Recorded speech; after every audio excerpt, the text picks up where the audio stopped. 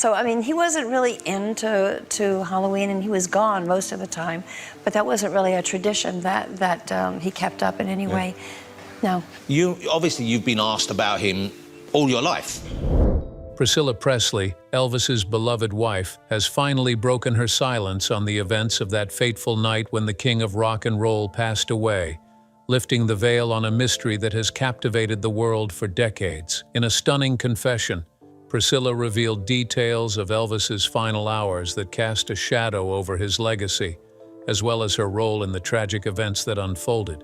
But what shocking revelations did Priscilla uncover? And how will these admissions change the way we remember the late, great Elvis Presley? Stay with us, because you are about to find out a whole new side of the story.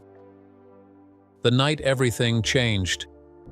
The night of August 16, 1977, Graceland stood in a silence that felt heavy, almost unnatural. The Great White Mansion, normally buzzing with music, laughter, and movement, seemed to be holding its breath. Inside those walls, time was ticking toward a moment that would change not only the Presley family, but also millions of hearts across the world. Shadows stretched across the rooms, and each creak of the floor seemed louder than usual. Somewhere within that house, Elvis Presley, the man who had carried the weight of fame, love, and expectation, was facing his final night. It was not just a night of sadness, it was a night wrapped in mystery, a night that still leaves questions lingering decades later. The king of rock and roll was about to leave the stage forever, and the woman who had once shared his most private world, Priscilla Presley, would carry the silence of that night with her for years. She would carry it quietly, carefully, guarding truths that she only dared to whisper much later in life. What exactly happened in those final hours at Graceland? What did Priscilla see? And what did she feel when she heard the news that Elvis was gone? Why did she, a woman so close to him, choose to remain silent for so long? These are the questions that haunted fans, biographers, and even those within the Presley circle. For years, the world only saw fragments of the story, and the missing pieces lay in Priscilla's heart. As the darkness fell on Memphis that summer evening, no one outside those walls could have imagined what was unfolding. Elvis had struggled with health issues for years, his body worn from grueling tours, heavy medication, and the pressure of being a legend. He was not just a superstar, he was a man carrying burdens no one could fully understand. Graceland, his sanctuary, became both his safe place and his prison. On that final night, it would also become his tomb of secrets. For Priscilla Presley, silence became both a shield and a cage. She was no longer his wife, but her connection to Elvis was deeper than titles. She was the mother of his only child, Lisa Marie, and she knew him in ways the world never could. Yet when the news broke on that August day, Priscilla's voice did not lead the story. Instead, she stepped back, allowing the official reports, the headlines, and the public grief to take over. In the days that followed, millions cried, radio stations played his songs endlessly, and fans flooded Memphis in disbelief. But through the storm of sorrow, Priscilla kept her composure. She spoke carefully, never saying more than she thought she should. To many, it looked like strength. To others, it felt like distance. What very few realized was that her silence was carrying a weight far heavier than grief alone. Why did she hold back? Part of it was protection. For Elvis, for Lisa Marie, and perhaps even for herself. The Presley image was larger than life, and in the late 70s, keeping that image intact mattered more than revealing painful truths. Priscilla knew the world was not ready to hear every detail, nor was she ready to speak them. So she locked away her memories of that night and let time move forward. But time did not erase curiosity. In the years after Elvis's death, theories began to spread like wildfire. Some said Elvis had been careless with his health. Others whispered about the medications he had relied on to keep going. A few, clinging to denial, insisted he had not passed away at all, claiming sightings in gas stations or airports. Every rumor carried its drama, feeding the myth of Elvis and keeping him alive in strange ways. Through it all, Priscilla did not correct the stories, nor did she encourage them. She stayed in her silence, watching as the truth was buried beneath speculation. That silence made her seem mysterious, almost untouchable. Fans wanted answers, but her restraint only deepened the suspense. People wondered, did she know more than she was letting on? Was there a detail she kept hidden because it was too painful, too shocking, or too dangerous to share? Each interview, each public appearance, carried an air of tension, as if she was always speaking with half her heart, while the other half remained locked away. The truth was not that she wanted to be secretive, but that the truth itself was too raw to release. Elvis was not just a legend to her. He was a man she had once loved, the father of her child, the anchor of her young years. Speaking about his final night meant reliving the moment she lost him, and that kind of pain is not easily shared with the world. Still, her silence created a vacuum. The more she withheld, the more others filled the space with their stories. Books, documentaries, and magazines painted their versions of the night Elvis passed away. Some focused on the official reports from Graceland, describing how he was found in the bathroom by his girlfriend, Ginger Alden. Others dissected the medical examiner's notes, highlighting the strain Elvis's body had endured. Fans, unable to accept the simplicity of tragedy, spun their versions, each more dramatic than the last. And yet, none of those stories carried the weight of the one voice that mattered most, Priscilla's. She had not been in Graceland that night, but her place in his life made her silence louder than any spoken word. People wondered if she had been told something privately, or if Elvis had confided in her during his final days. They wondered if her silence was loyalty or fear.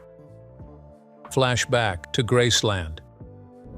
Inside the house, the atmosphere was not much different. The walls that had heard the sound of Elvis's songs late into the night now seemed to echo with silence. Only the low hum of the air conditioning filled the rooms, blending with the faint creak of the wooden floors. Lamps cast soft, golden light across the halls, but even that glow seemed dim, like shadows stretching too far. Graceland was alive, but not in the way it had always been. It was holding its breath as though waiting. Elvis himself moved through these rooms like a man both restless and tired. His health had been fragile for years. The once strong, energetic performer who had danced across stages now carried the visible marks of strain. His body had changed. His face carried lines of exhaustion, and his movements often slowed under the weight of fatigue. Yet, inside him, the spark of Elvis remained, the spirit of a man who lived for music, for his fans, and for the people he loved. That evening, he had plans. He was supposed to begin another tour, one that would take him across the country. His suitcases were already packed. Outfits had been laid out, each one prepared with the kind of detail only Elvis demanded. He had rehearsed, even when his body begged him to rest. Music was his life, and he refused to let it go, even as his health told him otherwise. But his body was sending warning signs. He was tired, more tired than usual. His chest felt heavy, his breathing uneven. He had grown used to fighting these feelings, but this night was different. That night, his body was begging for peace. Still, Elvis tried to live as if tomorrow would be another day on the road. He spent time with those close to him, though his energy came in waves. Ginger Alden, the young woman by his side, saw the weariness in him. Others in the house noticed it too, but Elvis had always been good at pushing forward, at pretending strength when weakness was close. He spoke about the tour, about the music, and about his plans, even as the shadows under his eyes deepened. Priscilla, though no longer living at Graceland, was never far from his thoughts. She was the mother of his only child, Lisa Marie, and their bond had never truly broken. They spoke often, and she worried constantly about him. She had seen the way his health was declining, had heard the stories about the strain he was under, and she carried that worry like a quiet burden. Their last conversations, though not filled with dramatic words, carried the tenderness of two people who still cared for one another deeply. Priscilla's concern for him was real, even if they were no longer together. From her perspective, Elvis was more than just the man the world idolized. He was the person she had known since she was a young girl, and the figure whose presence had shaped her life. She knew his struggles, his habits, and his pain. She worried that one day those struggles would win, and on that night her fears lingered stronger than ever, even if she could not imagine how close that day truly was. As Elvis moved through the house, the details of Graceland surrounded him. The shag carpet, the rich furnishings, the rooms decorated with his unique taste. It was a home that reflected his larger-than-life personality. But in the silence of that night, the rooms felt like empty stages, waiting for a final act. The jungle room, with its exotic design, sat untouched. The upstairs hallway, where Elvis often found privacy, carried the sound of his slow steps. Every corner seemed filled with shadows longer than usual, as if the house itself knew what was to come. Lisa Marie, only 9 years old at the time, was sleeping soundly in her room.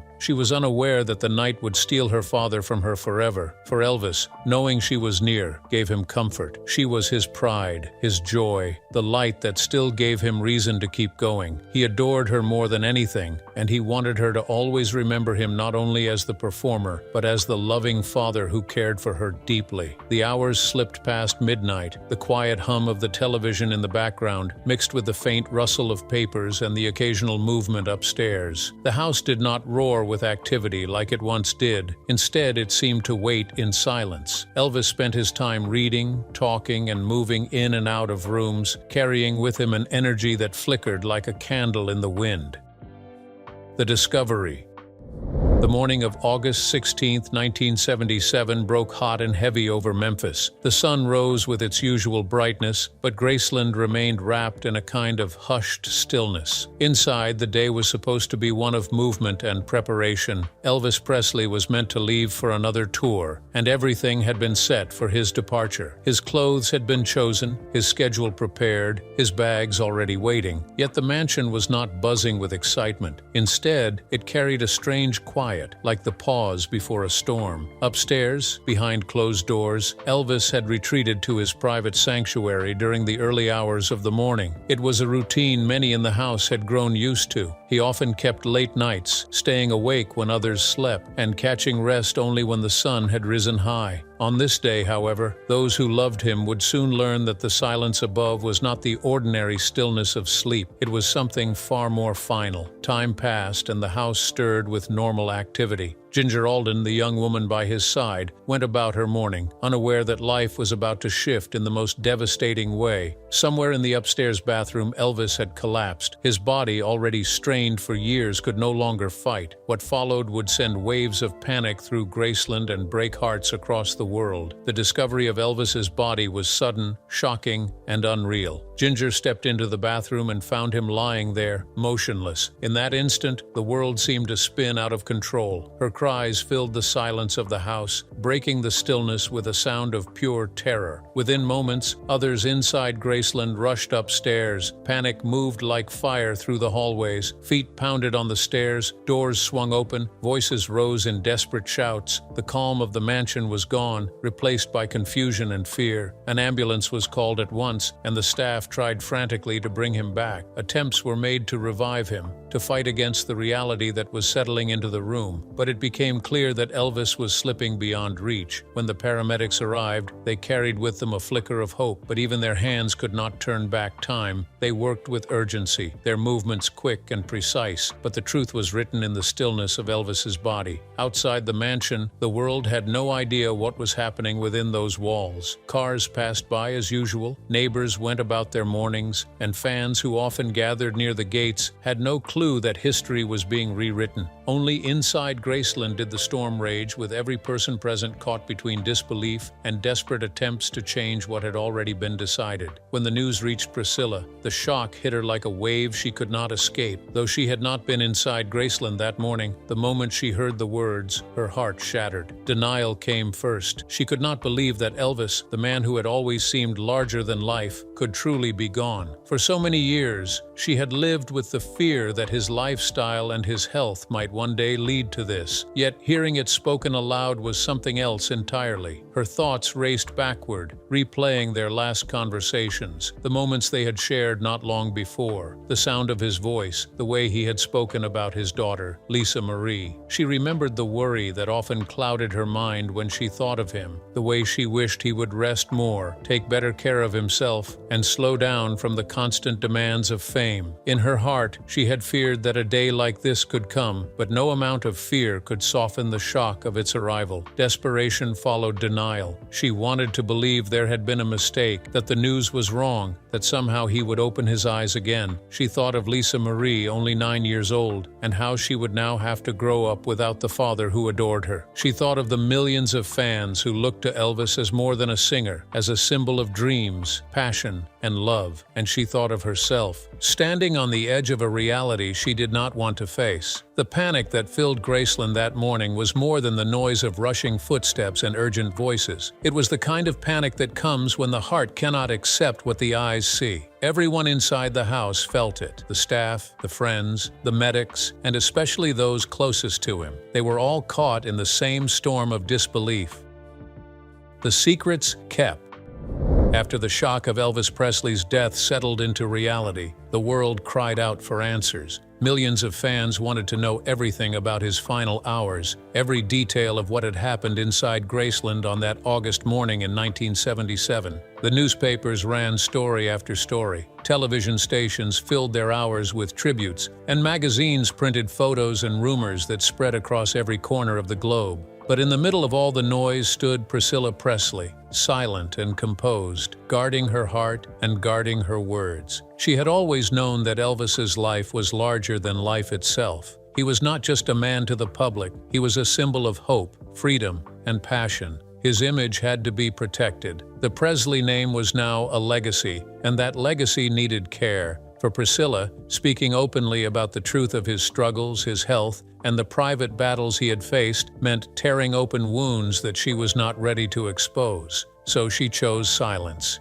It was not an easy silence. Each day she faced questions from reporters, from fans, even from people within the business side of Elvis's world. They wanted her to confirm stories, to explain what had gone wrong, to reveal what she knew. But every time she held back. Her reasons were layered. She was thinking of her daughter, Lisa Marie, who was still only a child. Protecting her from the harsh glare of the media was more important than giving answers to strangers. She was also thinking of Elvis himself. Even in death, she felt she owed him dignity. There were pressures all around her. The family wanted to keep certain matters private. The management teams and business partners wanted the Presley name to remain shining, untarnished by controversy. And the media, always hungry for drama, wanted details that would sell headlines. Between these forces, Priscilla found herself trapped in a place where speaking freely could cause more harm than good. Her silence became her shield, but it was also her burden. The torment of holding back weighed on her. She had memories of his final years,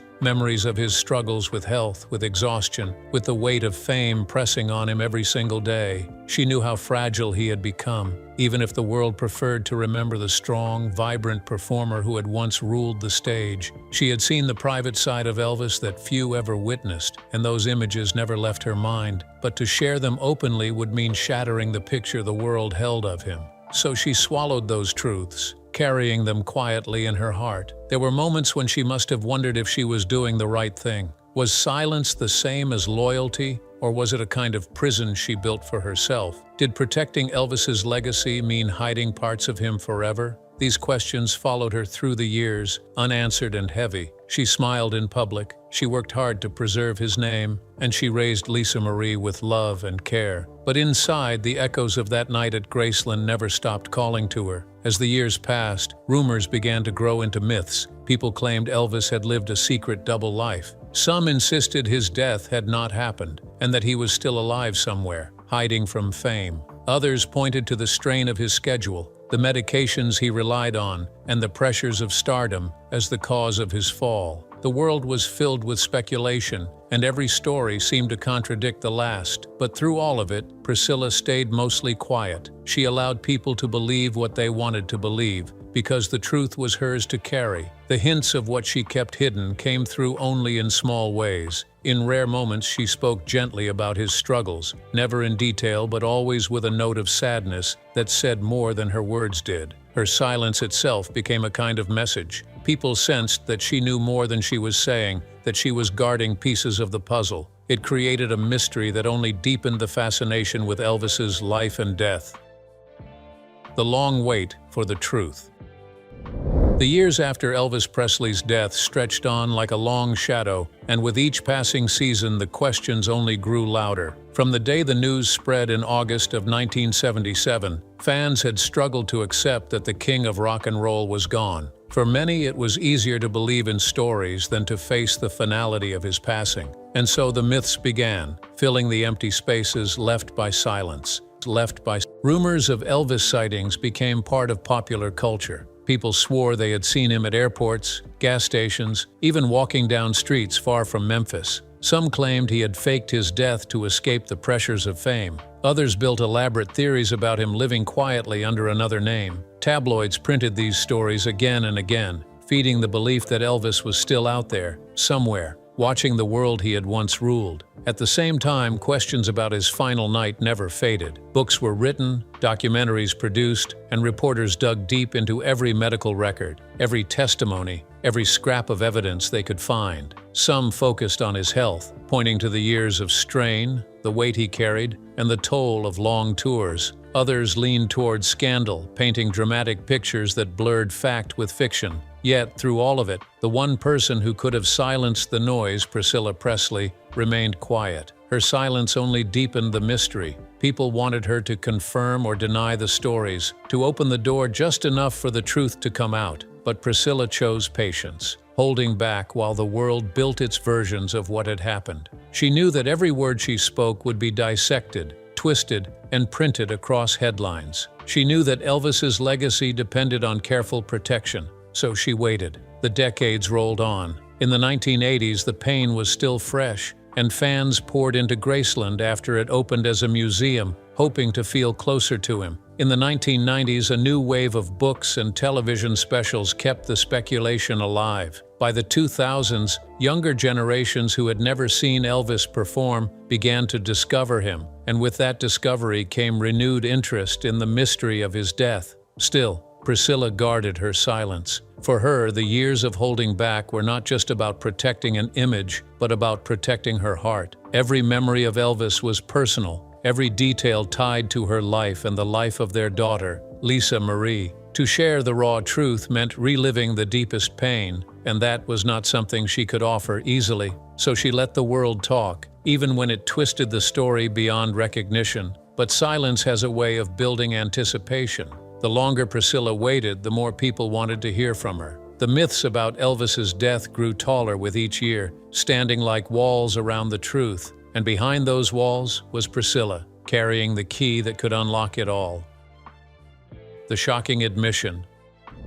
For decades, the story of Elvis Presley's death had been told through the voices of others. Doctors, friends, and employees at Graceland gave their accounts, while the world pieced together its version of events. But through it all, Priscilla Presley had remained quiet. She carried her memories like a hidden weight, never fully sharing what she saw, what she heard, and what she felt on that night in August of 1977. When she finally chose to speak, the truth she revealed was far more haunting and personal than the stories that had been passed down. Priscilla described how that evening began with a strange heaviness, as if a shadow already lingered over Graceland. Elvis had seemed tired, drained from years of pushing his body past its limits. His health had been fragile for some time, and though he tried to keep his strength for the people who loved him, there was no hiding the toll it had taken. She remembered the way his eyes looked, warm yet distant, filled with a weariness she could not shake from her mind. She confessed that in her heart, she had been carrying a fear for years.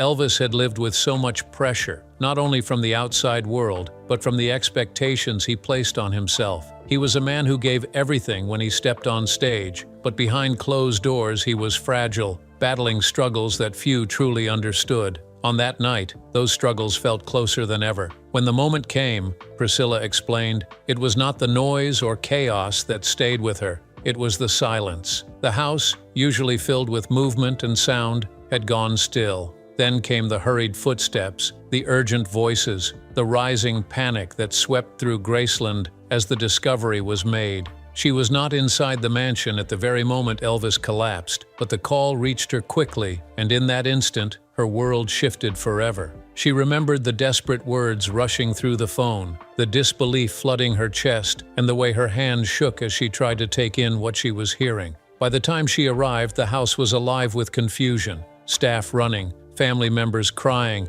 the weight of the unthinkable pressing down on everyone. Yet even in that chaos, she found herself moving in slow motion, as if her body refused to accept what her mind already knew. Priscilla admitted that she did not want to look, did not want to believe, but her heart forced her to face it. The man she had loved since she was a teenager, the father of her daughter, the person whose presence had shaped every part of her life, was gone. In those moments, she felt an emptiness so deep it seemed to swallow everything around her. She could hear the sound of muffled sobs, the low voices of those trying to keep order, but to her it was as if all sound had been pulled away, leaving only the crushing silence of loss. She revealed that for years she had kept these details locked away because they were too raw, too personal. The public story spoke of medical reports, timelines, and official findings, but none of those captured the reality of what she experienced. To the world, Elvis was an icon, larger than life, and his death became a matter of headlines. To her, it was not about reports or rumors. It was about the sight of a man she once called her husband, slipping away before her eyes, leaving behind a void that could never be filled. Elvis Presley's passing marked the end of an era, yet his presence has never truly faded. His music, his spirit, and his influence remain alive in the hearts of millions. For Priscilla Presley, the years after his death became a journey of both silence and strength. She carried the truth quietly, protecting not just his memory but also her fragile heart. When she finally allowed the world a glimpse of what she had held inside, it reminded us that legends are not untouchable. They are human, and sometimes the deepest truths wait a lifetime before finding their voice. And now, I want to hear from you. What do you think of Priscilla's admission? Drop your thoughts in the comments. Don't forget to like, subscribe, and share this story so his voice keeps echoing long after the curtains close.